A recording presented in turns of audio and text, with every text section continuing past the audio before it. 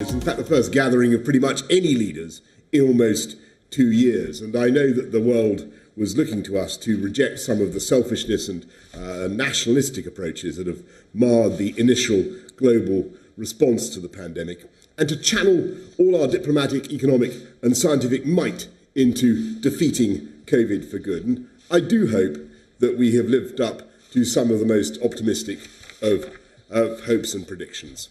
I should say I'm sorry to hear that owing to their pre-existing commitments, the England football team are not able to watch this press conference live in the way I'm sure they would like to. But I hope that following their resounding victory, they will be able to catch up on the triumphs of the G7 later on. A week ago, I asked my fellow leaders to help in preparing and providing the doses we need to vaccinate the whole world by the end of 2022. I'm very pleased to announce that this weekend leaders have pledged over 1 billion doses, either directly or through funding to COVAX. That includes 100 million from the UK to the world's poorest countries, which is another big step towards vaccinating the world. And that's in addition to everything scientists and governments and the pharmaceutical industry have done so far to roll out one of the largest vaccination programs in history. And here I want to mention in particular the role of the Oxford AstraZeneca vaccine, the world's most popular vaccine, developed 250 miles from where I'm standing today, by scientists who have rightly been given honours by the Queen this weekend. Today, over 500 million people are safe because of the development and production of that vaccine, funded, I may add, by the UK government. And that number is rising every day. And it's popular, of course, because it's being sold at cost to the world, and it was designed for ease of use in mind.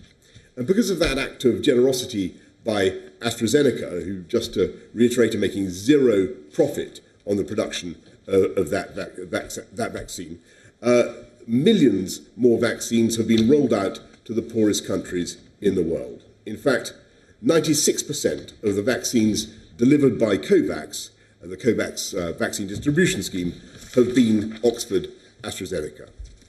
But this weekend our discussions went far beyond defeating the pandemic. We looked towards the global recovery, a great global recovery our countries have committed to lead, and we were clear that we all need to build back better in a way that delivers for all our people and for the people of the world. And that means preventing a pandemic like this from ever happening again, apart from anything else, by establishing a global pandemic radar which will spot new diseases before they get the chance to spread. It means ensuring that our future prosperity benefits all the citizens of our countries and indeed all the citizens of the world. At the G7 summit this weekend, my fellow leaders helped the Global Partnership for Education, an organisation working to make sure that every child in the world is given the chance of a proper education, reach half of its 5-year fundraising goal, including a £430 million donation from the UK. It's an international disgrace that some children in the world are denied the chance to learn and reach their full potential. And I'm very, very pleased that the G7 came together to support that cause, because educating all children, particularly girls, is one of the easiest ways to lift countries out of poverty and help them rebound from the coronavirus crisis. With just one additional year of school, a girl's future earnings can increase by 20%.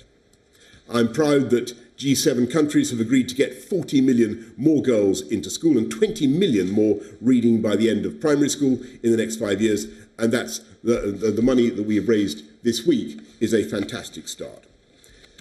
But of course, the world cannot have a prosperous future if we don't work together to tackle climate change.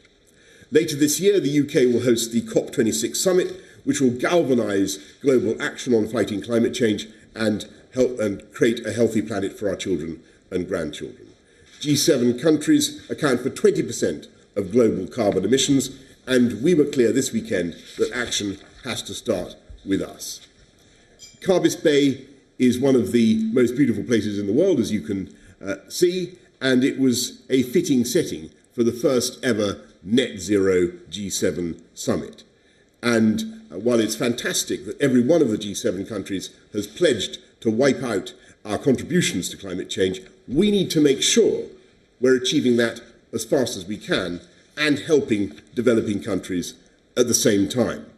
And what unites the countries gathered here this weekend, not just the G7, but Australia, India, South Africa and South Korea, who have joined us, and I should say in India's case, joined us virtually, are not just our resolve to tackle climate change, but also our democratic values.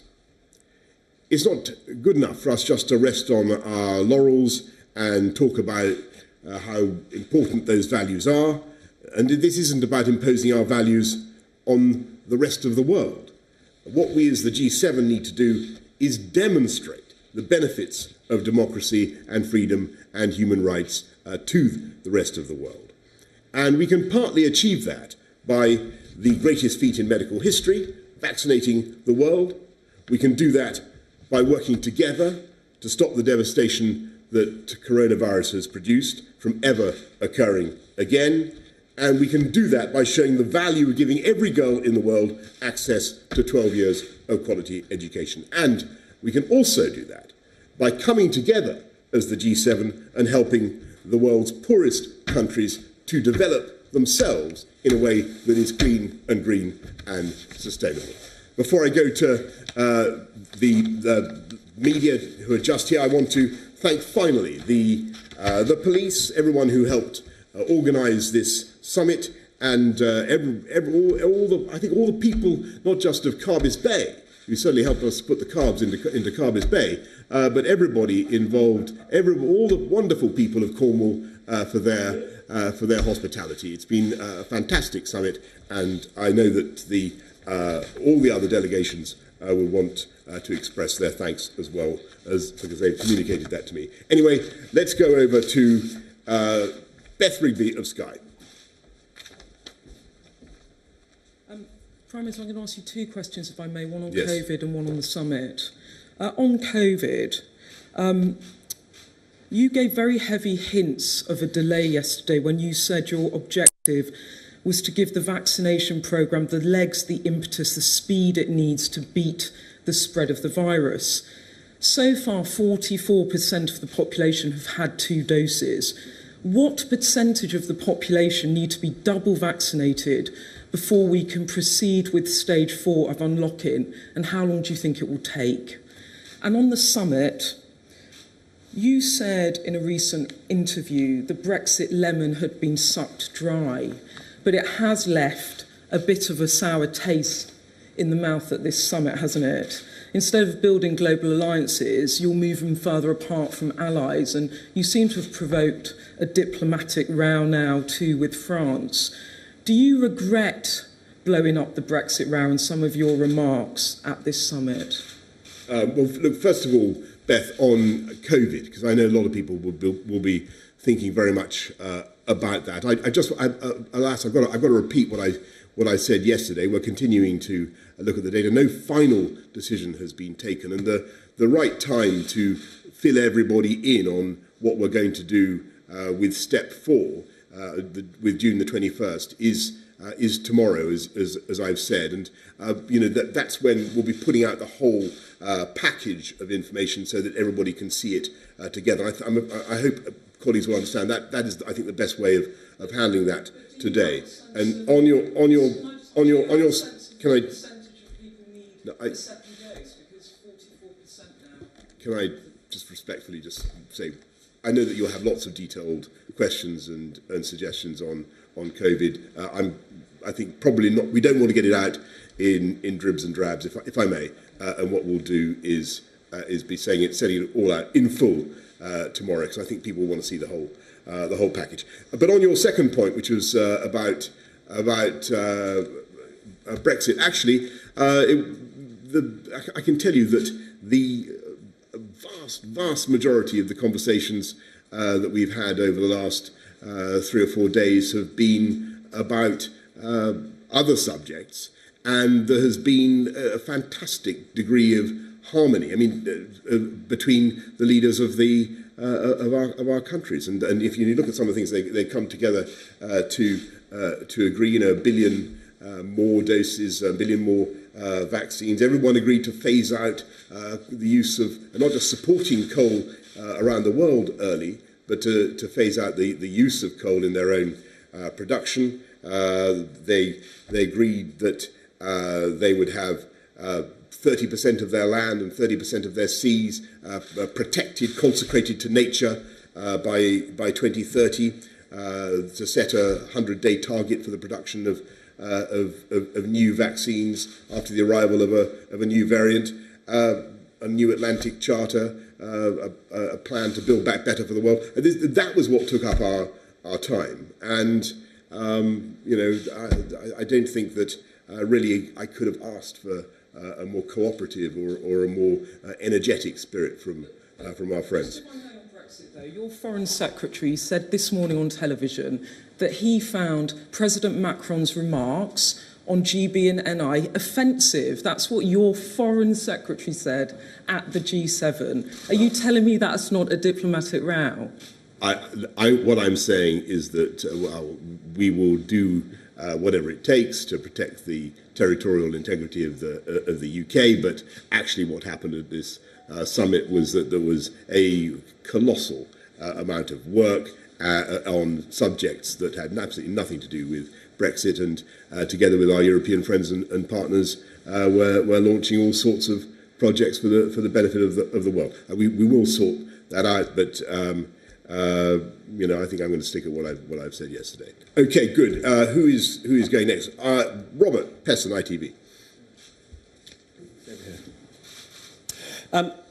You would say that climate change is the most serious issue facing the world, but there doesn't appear to be a collective agreement yet on a binding timetable for concrete actions on issues like eliminating unabated coal mining or petrol cars.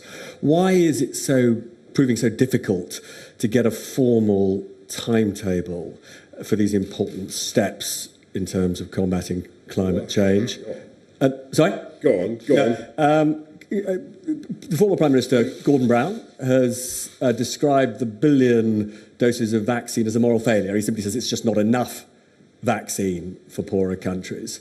And finally, did you have an opportunity to explain to President Macron that Northern Ireland is as much part of the United Kingdom as Toulouse is part of France? Okay. Well, on the last point, I just repeat what I said to Beth. Of course, we make the point continuously that we're all part of one great, indivisible United Kingdom, and it's the job of the UK government to uphold that, as you would expect. And on your point about the vaccines. You talked about a moral failure to supply more than.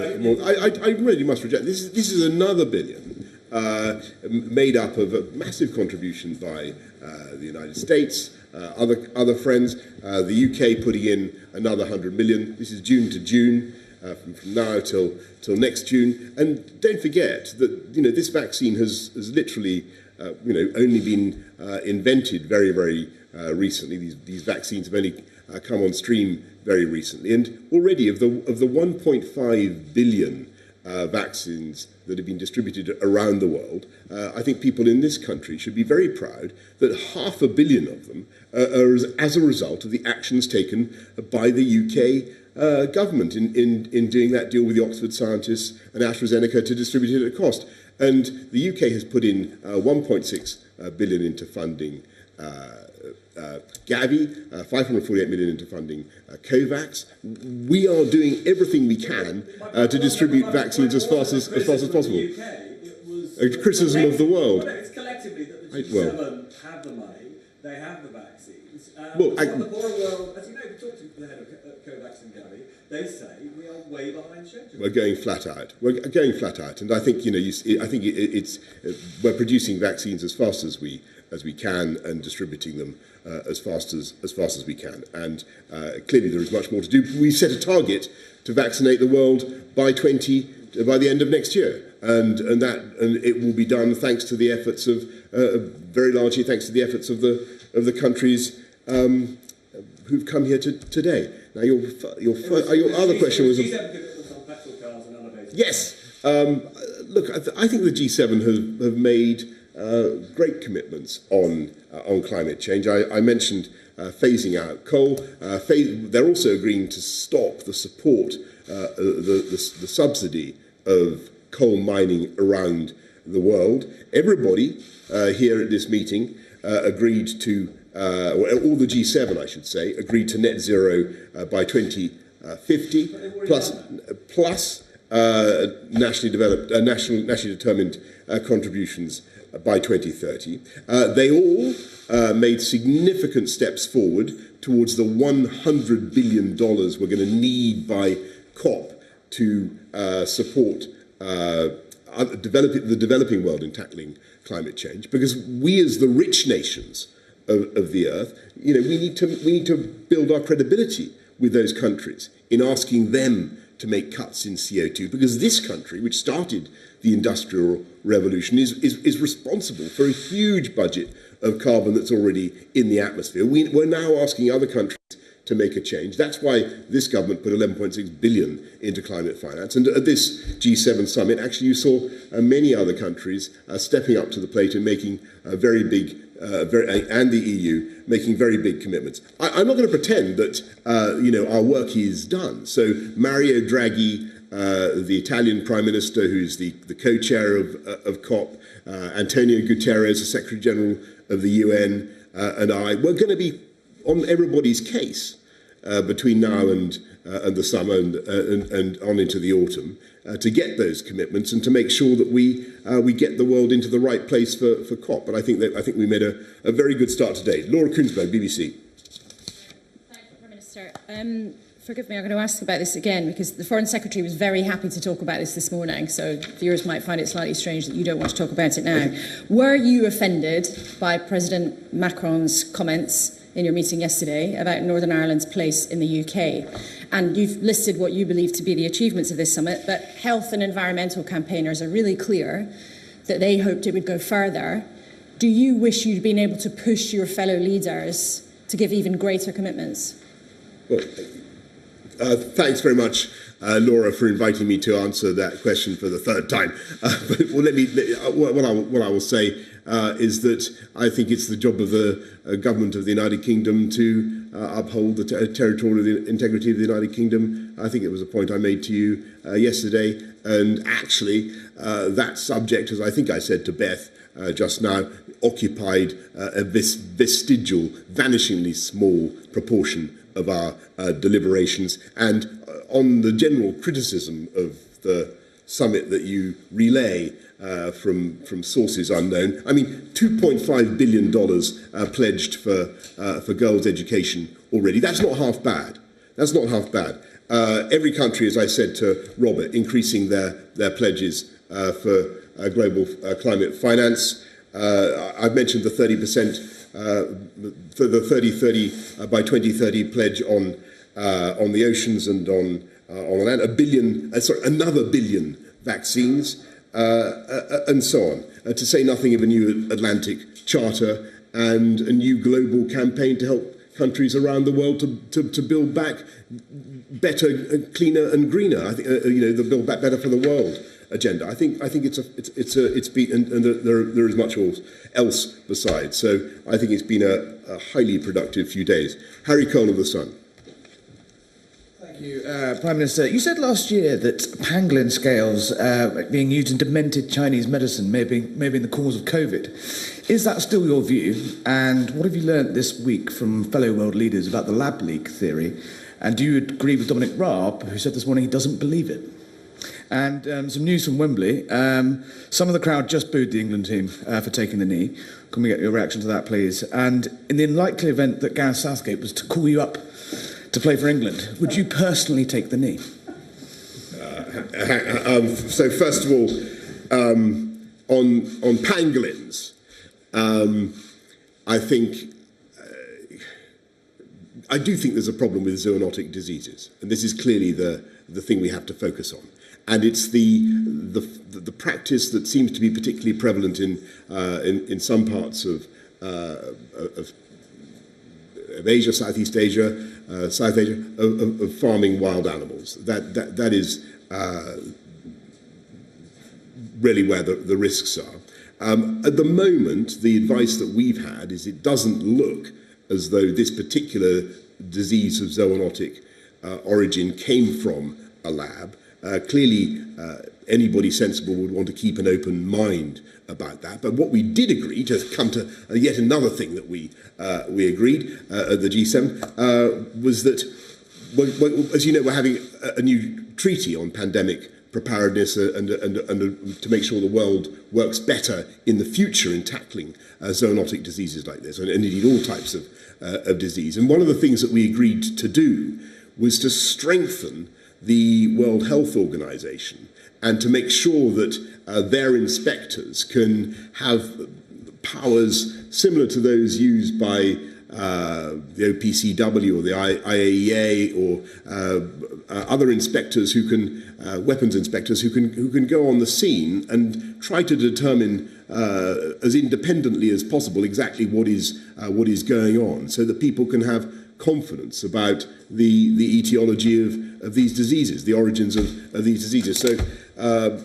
hopefully, in the future, a lot of this obscurity will be dispelled, Harry. And you asked a couple of yes, the everybody should cheer for England. Everybody should cheer for England. As for the possibility that I might be called up to play in the England team, I think I live in hope, but I think my greatest fans would concede that is not going to happen. So it is a hypothesis that I think probably one of the most implausible hypotheses yet constructed of all the hypothetical questions that I think has ever been thrown my way. Mark Landler of the New York Times.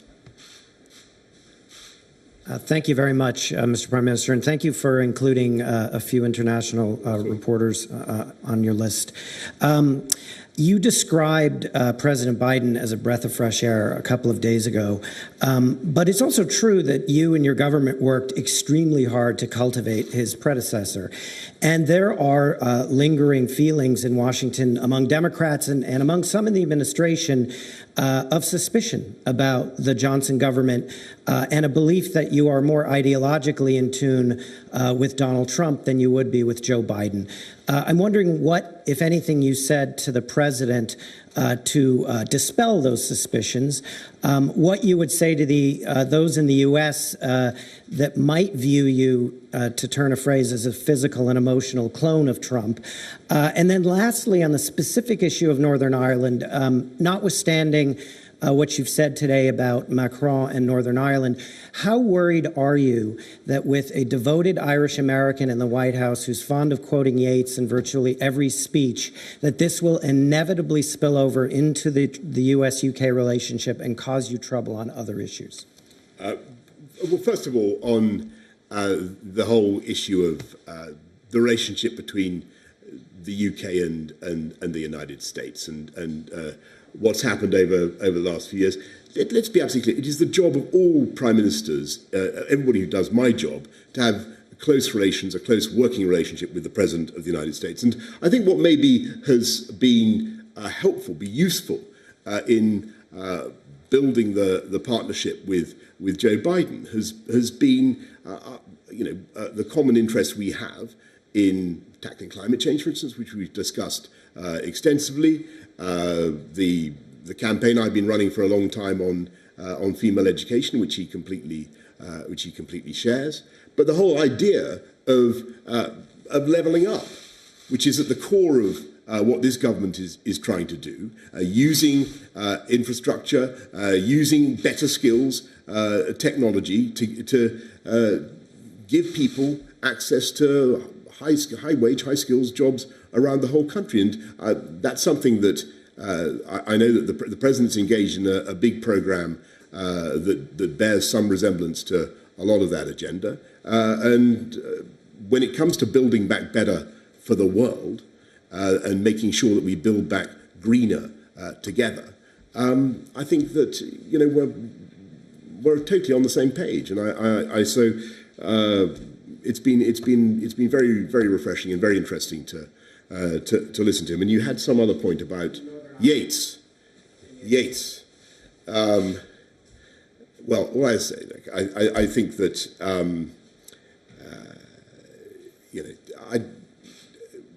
with greatest respect to all our friends around the world, this is something that I think we're going to fix. We'll fix it in a pragmatic way, but this is about making sure that we protect the Good Friday peace process and the territorial integrity of the UK, and that's what we're going to do. Okay, Ben Riley-Smith of the Telegraph. Thank you, Prime Minister. 2 questions, if I may. Is and will this area be vital for our Western democracies?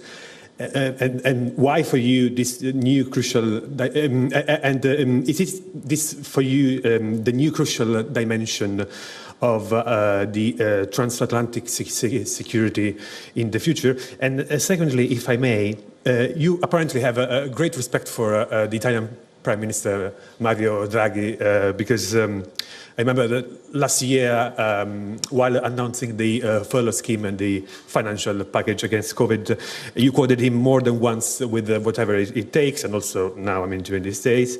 The other day, you also said that the mistakes made during the 2008 financial crisis should never be made again, and Draghi also was instrumental in reversing it. And also, on the other hand, Mario Draghi was deeply inspired by the example of the UK vaccination campaign.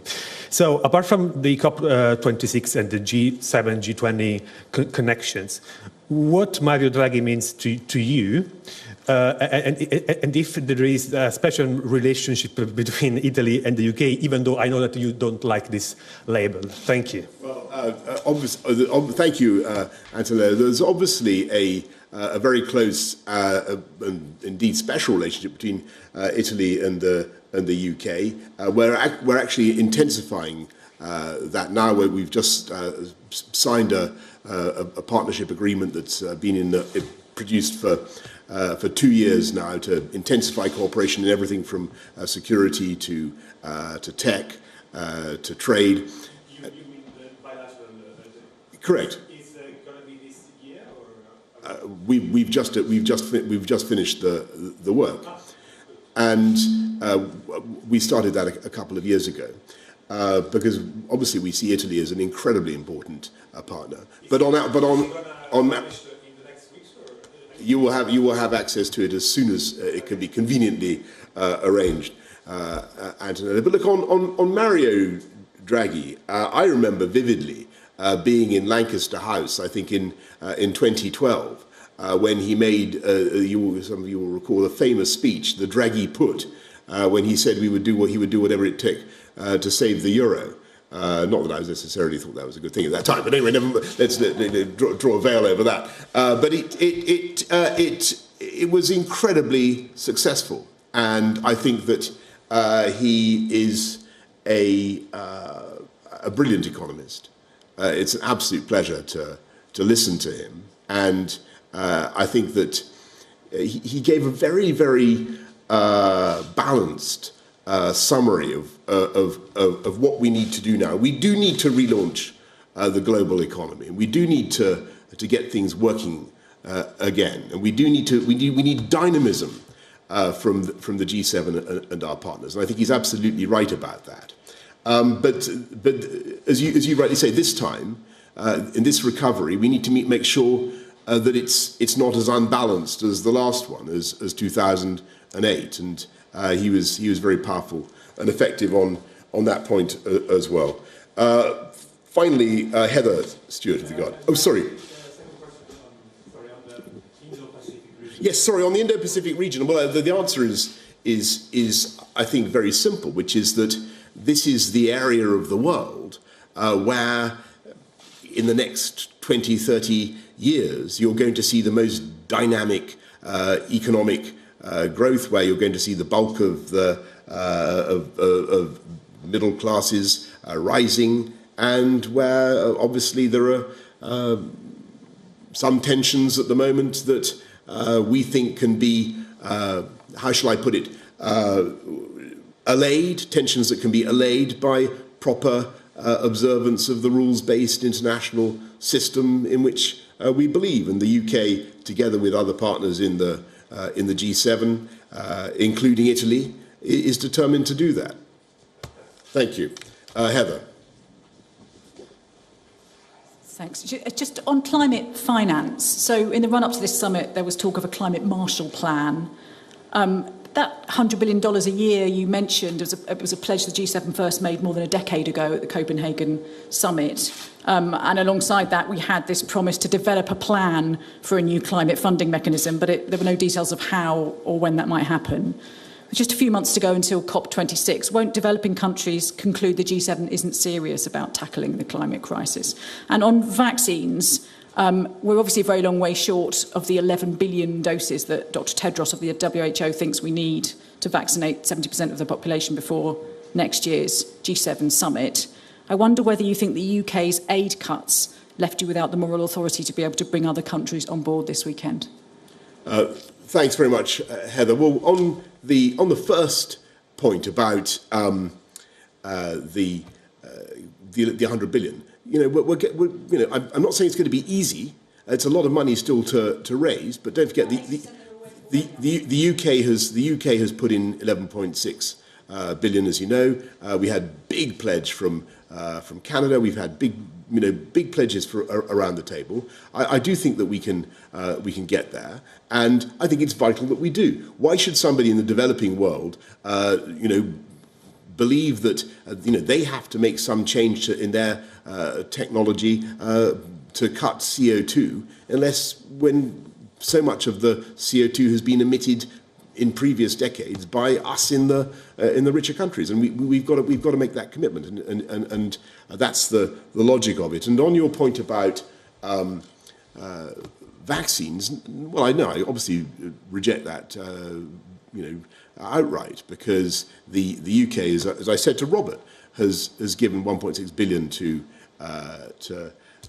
Gavi, 548 million to COVAX, and $500 million vaccines that are being distributed around the world are getting jabs. Those jabs are going into people's arms as a direct result.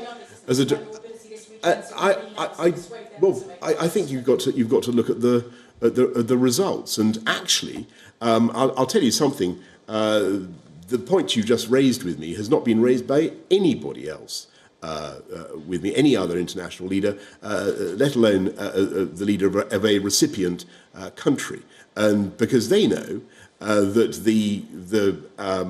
the UK is one of the biggest donors in the world, and they know that in spite of the global pandemic, in spite of having to spend £407 billion supporting jobs and families and livelihoods in this country, we're spending £10 billion supporting the poorest and neediest around the world. And I think people understand that we're still the second biggest aid contributor in the G7, and I think people can be very, very proud of it. Okay, look, I've exhausted your questions. I have. Thank you very much. Thank you.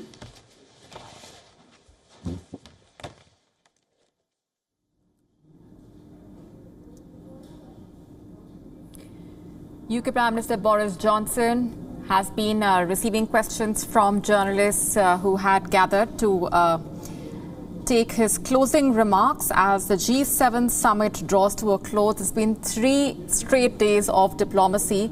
Boris Johnson has addressed the media regarding the commitments and the pledges that have been made by the world leaders, talking about the commitment to provide 1 billion COVID-19 vaccine doses globally by next year. Remember, Boris Johnson, before the G7 summit, had called on the G7 leaders to commit to vaccinate the entire population by the end of 2022.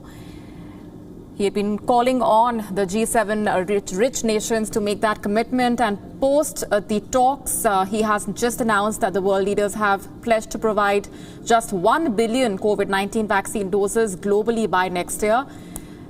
He was also questioned about the stance that's been taken regarding Northern Ireland. Remember, Dominic Raab, the UK Foreign Secretary, had said that Britain wants to ease tensions with the European Union. But at the same time, the European Union must not forget that the position of Northern Ireland as a part of the UK stands firm, and that is something that should not be undermined. Boris Johnson was also asked for his views on the lab leak theory and what the world leaders have thought about the same. He's at this moment said that it does not look like COVID-19 came from a lab. At the same time, talking about the commitment for education funding. Climate change has been an integral part of the G7 discussions. All G7 nations agree to net zero emission by the year 2050. That's been another crucial takeaway from those discussions that have taken place between the world leaders. Prime Minister Johnson has said at the same time that there is not going to be any letting down of the commitment that has been made by the world leaders when it comes to pushing for climate action. The world cannot progress without tackling the climate crisis is something that Prime Minister Johnson has said time and again, and that has been another feature of that address that was made by the leader just a short while back. We are standing by for US President Joe Biden, who will also be addressing the media after the culmination of the talks. The G7 summit has drawn to a close in Cornwall. 3 straight days of diplomacy, a lot that has been on the table.